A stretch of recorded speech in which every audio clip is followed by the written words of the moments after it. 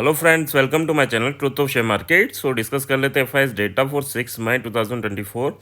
अगर US 30 market की बात करें, यानी यूएस के मार्केट की बात करें, तो 1.2% ऊपर जाके क्लोज हुआ है ना। तो काफ़ी अच्छा बुलिश मूवमेंट यूएस मार्केट ने दिया है।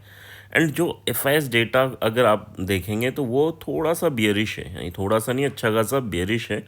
और यहाँ पर बुलिश मूवमेंट हो गया। कल अनएम्प्लॉयमेंट का डेटा आने वाला था, एम्प्लॉयमेंट का, एंड वो पॉजिटिव आया तो मार्केट वहाँ का चला गया। बट उससे पहले जो पोजीशन बनी हुई थी बिग प्लेयर की, वो यहाँ पर इंडियन मार्केट के लिए बेयरिश बनी हुई थी। चलो देखते हैं, स्टार्ट करते हैं किस वे में मार्केट ओपन हो सकता है, किस वे में हमें ट्रेड मिल सकती है ना, क्योंकि पोजीशन अलग है और मार्केट के ग्लोबली मार्केट ने मूवमेंट डिफरेंट दे दिया। ठीक है, तो first of all this video is for education purpose. यहाँ मेरा Telegram link and WhatsApp number given है, सो प्लीज़ ज्वाइन कर लें। स्टार्ट करते हैं with big player data. Big player data की बात करूँ, मैं क्यों बोल रहा हूँ कि पोजीशन नेगेटिव बनी हुई है। देखो, कैश मार्केट में तो ये सेलिंग और बाइंग चल रही है, कोई दिक्कत नहीं है। एफआईएस ने 2400 करोड़ की सेलिंग की है, डीआईएस ने 690 करोड़ की बाइंग की है। जनरली ये चल रहा है। बस यहाँ इंडेक्स फ्यूचर की बात करूँ, इंडेक्स फ्यूचर यानी शॉर्ट टर्म के लिए, तो शॉर्ट टर्म के लिए 4400 करोड़ की इंडेक्स फ्यूचर में इन्होंने सेलिंग कर रखी है। ये नेगेटिव डेटा है, क्योंकि शॉर्ट टर्म के लिए ये बियरिश दिखा रहा है और अच्छी खासी सेलिंग है, छोटी मोटी नहीं है फ्यूचर में सेलिंग। साथ में अगर आप ये नोटिस करें कि यार स्टॉक फ्यूचर में भी 189 करोड़ की सेलिंग यहाँ पर भी है, तो दोनों को मिला दें तो ये 12,500 करोड़ की सेलिंग कर रखी है, वो भी शॉर्ट टर्म में फ्यूचर में। तो अच्छी खासी शॉर्ट पोजीशन बना रखी है। इंडेक्स ऑप्शन की बात करूँ तो 4,000 करोड़ की ऑलमोस्ट यहाँ पर इन्होंने सेलिंग कर रखी है, जो साइडवे मार्केट को रिप्रेजेंट करता है, साइडवे टू बुलिश। बट यहाँ पर भी अगर आप देखें तो कल यानी मंडे के लिए अगर हम बात करें तो मंडे में आपको मिड कैप निफ्टी में काफ़ी ज़्यादा अच्छे चांसेस मिलेंगे for a big movement. And साथ में निफ्टी बैंक निफ्टी की देखें तो यहाँ पर उतने अच्छे चांसेस नहीं रहेंगे, है ना। हो सकता है यहाँ पर साइडवे टू बुलिश मूवमेंट आपको देखने को मिले। ठीक है, अब जब ये बेरिश फ्यूचर में बेरिश ट्रेड बना के गए तो क्या पॉसिबिलिटीज़ है। साथ में देखो, विक्स 8.7% अप पर जाके क्लोजिंग की, यानी 14.5 के ऊपर है विक्स की वैल्यूज़। ठीक है, तो ये भी एक काफ़ी नेगेटिव है कि हाँ, कभी भी फॉल आ सकता है, अनएक्सपेक्टेड फॉल आ सकता है। निफ्टी बैंक निफ्टी अपने टॉप पर जाकर double top kind of pattern, उसको थोड़ा सा ऊपर जाके फिर इनमें प्रॉफिट बुकिंग आई है। निफ्टी बेयरिश क्यों है, क्योंकि ये 500 के नीचे क्लोजिंग देना, ऊपर जाने के बाद क्लोजिंग वापस 500 के नीचे देना, ये थोड़ा सा बेयरिशनेस तो इसमें भी दिख रहा है ना। तो यहाँ पर ओवरऑल स्ट्रक्चर एफआईएस का जो व्यू है वो ये है कि बेयरिश है। अब ये बात करते हैं कि यार जो US 30 है, यूएस मार्केट ने तो 1.2% पर ऊपर जाकर क्लोजिंग दी, तो उस टाइम पे क्या होगा, मार्केट तो गैप अप ओपन होगा इसमें में। एंड गैप अप ओपन होने के बाद क्या होगा, अब ये बियरिश हैं तो या तो इन्हें बुलिश होना है तो ये क्या करेंगे, मार्केट को लेकर आएंगे। जैसे अगर यहाँ बात करूँ 475 पे मार्केट ने क्लोजिंग दी है, तो ये मार्केट को अगर मान लो 600 के ऊपर मार्केट खुलता है तो 600 से क्या करेंगे, ये 500 तक लेके आएंगे, छोटे से लॉस में ये एग्जिट कर लेंगे और फिर मार्केट को ऊपर लेके जाएंगे, अगर ग्लोबल डेटा के रेस्पेक्ट में ये चल रहे हैं। और सेकंड कंडीशन क्या है, ये मार्केट को नीचे ही लेके आ जाएंगे। तो हमें क्या करना है, हम एज अ ऑप्शन ट्रेडर हम क्या कर सकते हैं, हम ये कर सकते हैं कि पहली पॉसिबिलिटीज़ जैसे ही मार्केट को नीचे तो लेकर आएंगे, समझ रहे हो, अगर गैप अप भी होता है तो 1 सेकंड के लिए लेके आए, लेकिन इनको अपनी पोजीशन बुक करनी होती है तो ये नीचे लेके आएंगे। तो हमें भी अगर हम किसी पोजीशन में बेयरिश पोजीशन में तो निकल जाना है, या मार्केट ओपन होती है हम कॉल पोजीशन में तो जल्दी से निकलना है ना, कि ये नीचे आए उससे पहले हम निकल जाए। ठीक है, जब ये मार्केट वापस 500 पर आ जाए तब हम फिर ट्राई कर सकते हैं कि कॉल एंड पुट इस टाइप से हम मार्केट को देख सकते हैं कि यार 500 से अगर वापस जा रहा है तो फिर हम कॉल के डायरेक्शन में देखें। और अगर देखो नीचे जाएगा ना, ये अगर नीचे जाएगा तो ये टाइम लेगा। ठीक है, ये ऐसे नहीं चला जाएगा कि यहाँ 500 पर आ गया तो एक ऊपर की साइड मूवमेंट होना चाहिए, एंड उसके बाद अगर ये जो बाइंग आएगी वो सस्टेन नहीं करेगी तभी सेलिंग प्रेशर जनरेट होगा। तो पहले क्लियर रखना कि गैप अप के बाद सेलिंग प्रेशर ही जनरेट होगा। क्या मैं पुट खरीद के बैठ जाऊँ, इतना टाइम नहीं मिलेगा। ठीक है, क्योंकि वो एकदम सेलिंग प्रेशर जनरेट होगा और फिर एकदम बाइंग प्रेशर जनरेट होगा। तो अगर आप स्केल्पर हैं, अच्छी तरीके से जल्दी से आप पोजीशंस को बिल्ड कर लेते हैं तो आप कर सकते हैं, अदरवाइज बच के रहना। ठीक है, यहाँ ये चीज़ है कि 500 पर वापस आए तो फिर हम बाइंग के बारे में सोच सकते हैं, ठीक है। सो इस टाइप से आपको बिल्ड करना है। अगर मैं ऑप्शन ट्रेडर हूँ तो मैं पहली प्रेफरेंस किसे दूंगा मंडे के लिए, मिड कैप निफ्टी को। क्यों दूंगा? क्योंकि यहाँ पर ऑप्शन बाइंग करके गए और साथ में उसकी एक्सपायरी भी, ठीक है। तो वहाँ पर चांसेस मिलेंगे, बट हाँ जो भी मैं करूँगा वो नेक्स्ट एक्सपायरी में करूँगा। क्यों करूँगा? क्योंकि मुझे पता है कि यार सेम एक्सपायरी में कभी कभी ये पोजीशंस को रोक लेना है, ठीक है। तो डेटा यहाँ पर बियरिश है।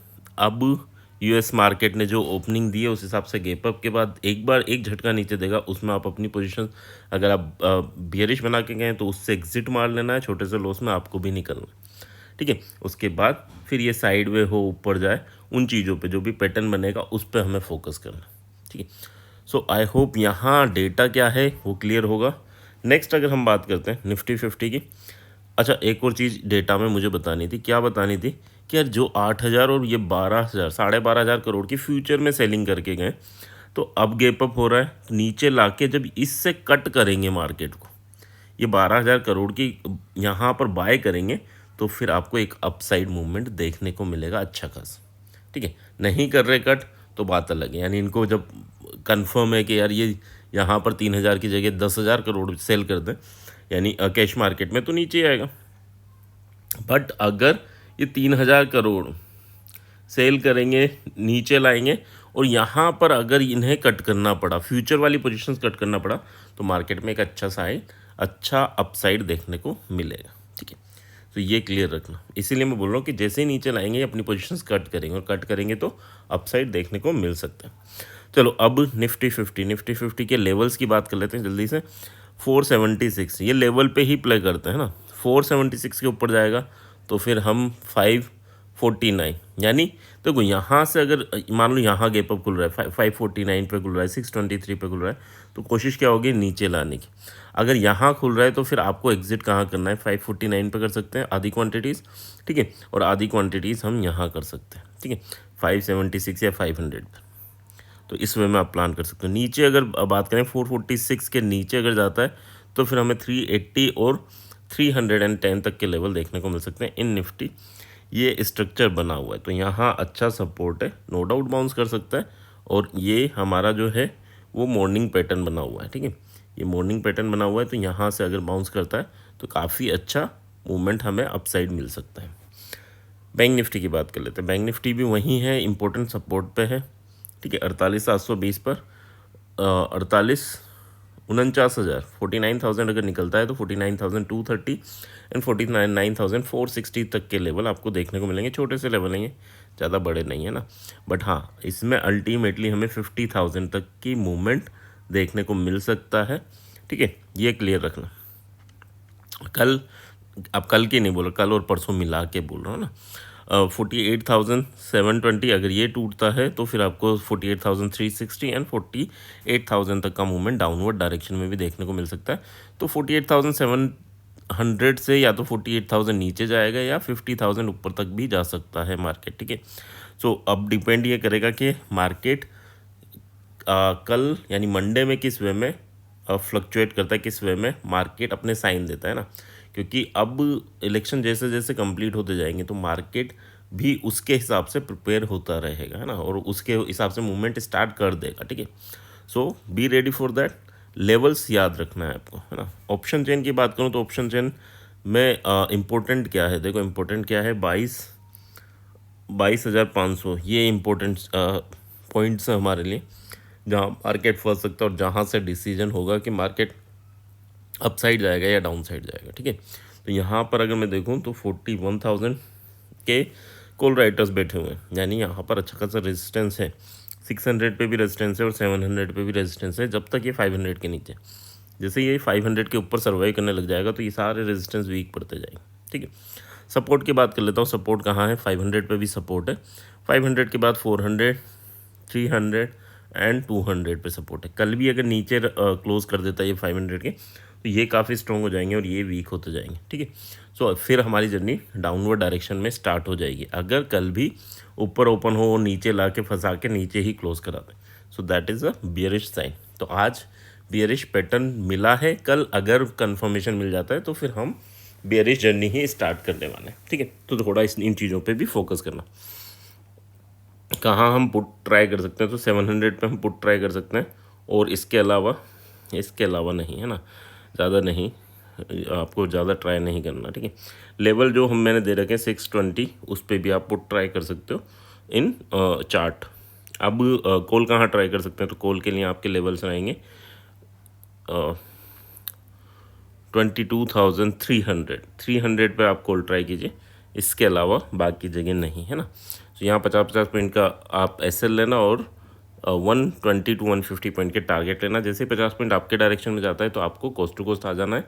नेक्स्ट 50 पॉइंट आपके डायरेक्शन में जाता है तो फिर आपको 50 पॉइंट के बेनिफिट पे आके अपने एसएल को ट्रेल कर देना। नेक्स्ट बात कर लेते हैं। सो दैट इज़ कि यार बैंक निफ्टी 49,000 पे क्लोजिंग दी है और 49,000 पे ही यहाँ पर थोड़ा सा अगर मैं देखूँ तो पैटर्न मेरा जो है वो बियरिश बना हुआ है, ठीक है। यानी जो सपोर्ट है वो वीक बने हुए हैं। सपोर्ट देखो, सपोर्ट से एग्जिट कर रहे हैं, तो ये तो गैप डाउन को रिप्रेजेंट कर रहा है, मार्केट गैप अप दिखा रहा है, वो अलग चीज़ है। बट बैंक निफ्टी यहाँ पर गैप डाउन को रिप्रेजेंट कर रहा है। अब देखो चेंजेस क्या होंगे, चेंजेस ये होंगे कि यार कोटक बैंक का रिजल्ट आने वाला है। कब आने वाला है? 4 तारीख, यानी अगर बात करूँ तो आज सैटरडे में, ठीक है। तो सैटरडे में जब रिजल्ट आने वाला तो रिजल्ट डिसाइड करेगा कि बैंकिंग सेक्टर किस वे में बिहेव करेगा, ठीक है। अब पता चला कोटक बैंक की 5% डाउन है, तो चाहे आईटी आपको संभाले या कुछ भी संभाले, बट हाँ बैंकिंग सेक्टर थोड़ा सा नर्वस है। और यहाँ पर अगर ये दिखा क्या रहा है, ये यही दिखा रहा है कि गैप डाउन होने के चांसेस हैं, ठीक है। अब जो फंसा हुआ है मार्केट वो 49,000 पे फंसा हुआ है। 49,000 यानी 100-200 पॉइंट नीचे, 100-200 पॉइंट ऊपर यहाँ फंसा हुआ है, ठीक है। यहाँ पर अगर आप देखो तो 17 लाख यहाँ बैठे हैं और 17 लाख 16 लाख यहाँ बैठे। ये अगर टूटता है तो 45, नेक्स्ट सपोर्ट जो मिलेगा 48,500 पे मिलेगा। और नेक्स्ट जो रेजिस्टेंस है वो स्ट्रॉन्ग है हमारे पास, वो है 49,500।